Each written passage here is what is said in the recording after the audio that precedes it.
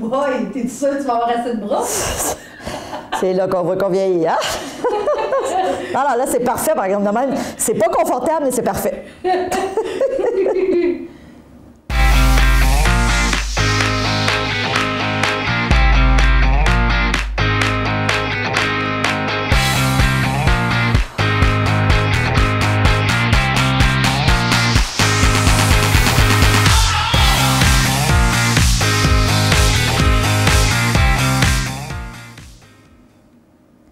Bonjour, j'espère que vous allez bien. Bienvenue à Mastef Télé, votre télé inspirante. Merci d'être là.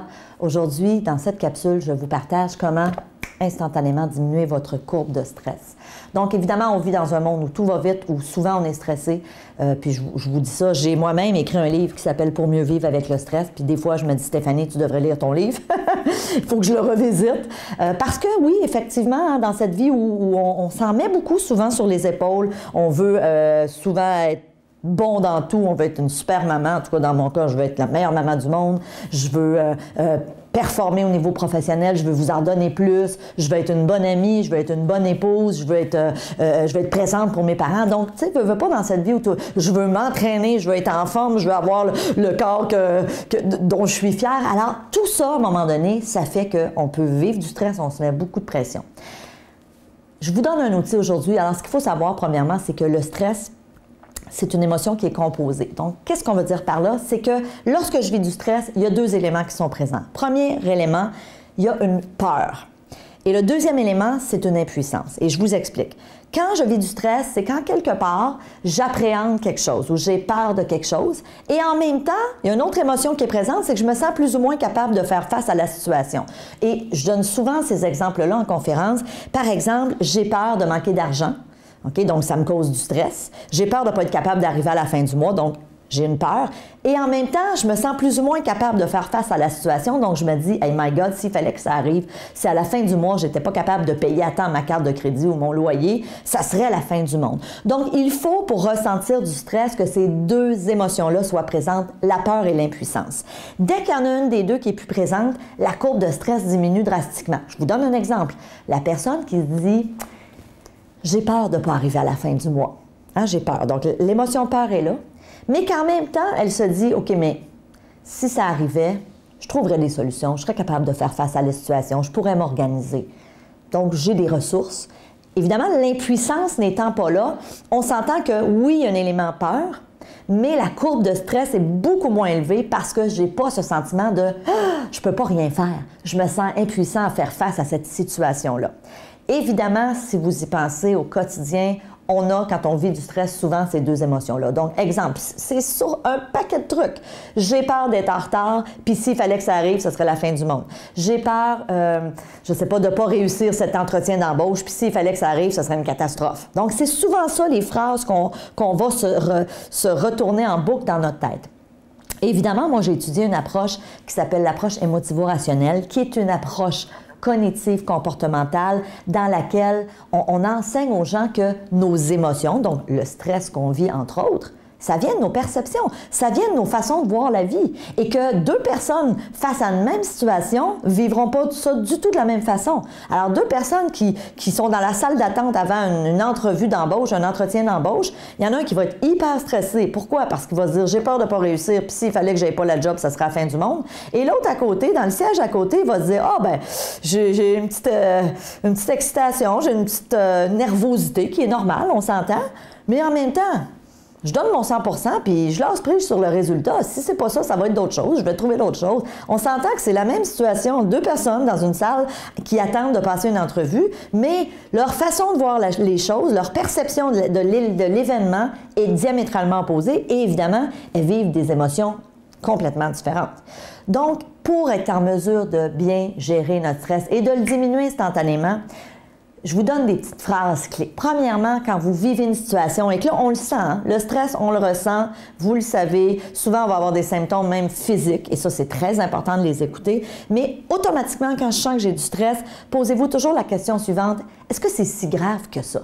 hein, ou ce que j'ai peur, là, hein, ma crainte, mon appréhension, est-ce qu'il y a des chances que ça se produise? Est-ce que les chances sont réelles de voir arriver, exemple, là, prenons l'entretien d'embauche, est-ce que c'est vrai que je pourrais complètement échouer?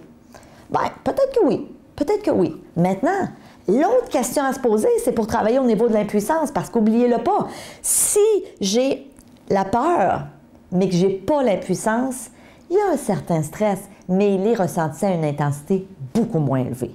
Il est beaucoup plus, j'allais dire confortable, on va dire endurable. OK? On va prendre ce terme-là. Donc, évidemment, si je suis dans la salle d'attente, puis là, je sais qu'il y a une entrevue, puis je me dis, j'ai peur. J'ai peur de ne pas dire les bonnes choses, j'ai peur de ne pas avoir la job.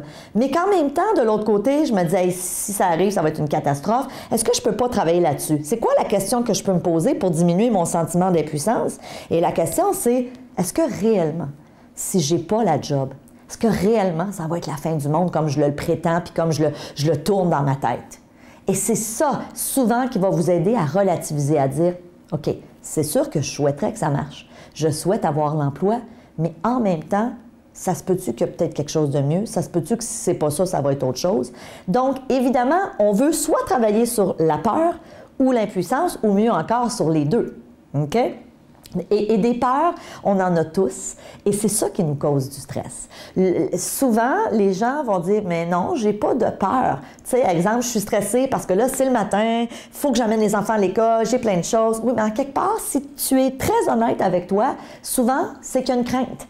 Je veux pas être en retard au bureau, je veux pas être jugée par mon patron ou par mes collègues, je veux pas, aux yeux des professeurs, avoir l'air de la mère qui est pas à son affaire puis qui amène ses enfants en retard à l'école. Donc, très souvent, il y a ces craintes-là.